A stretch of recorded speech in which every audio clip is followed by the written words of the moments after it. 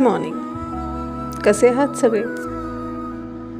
I hope तुम्ही सगळे खूप मजेत असणार आणि असेच मजेत राहा.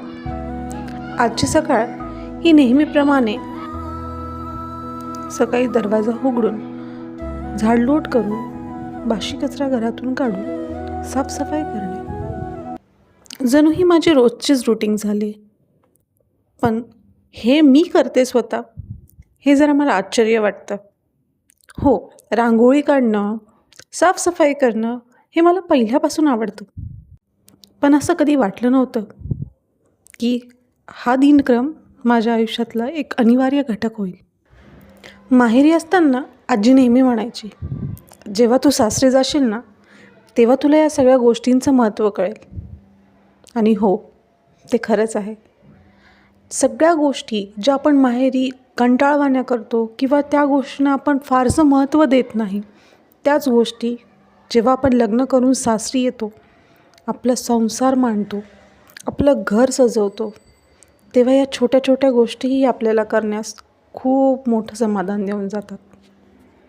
कधी विचार केला आहे का, आईचे कामं जेव्हा आपण करतो तेव्हा ते किती महत्त्वाचे वाटते?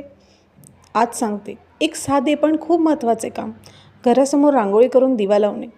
आई रोज सकाळी उठते, घरासमोर रांगोळी काढते, ती रंगांची आकृत्या, स्वस्तिक, फुले इतक्या प्रेमानं करत असते. मग दिवा लावते. तो लहानसा दिवा जणू घराला ऊर्जा देऊन जातो.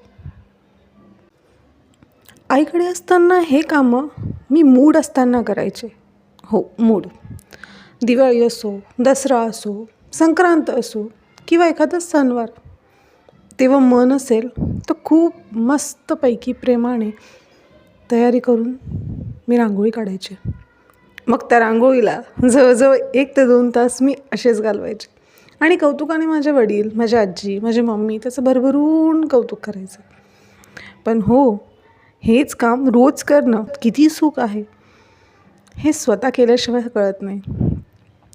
रोज सकाळी आणि संध्याकाळी नित्यनियमाने आपले उंबरठ्याची पूजा करून दिवाबत्ती करणे, हळदी कुंकू लावणे व दिवा प्रज्वलित करून नमस्कार करणे, यात जे सुख आहे ना, ते सुख कुठेच मिळत नाही. तुम्हीही असं करतात का? कमेंट करा नक्की. Bye bye.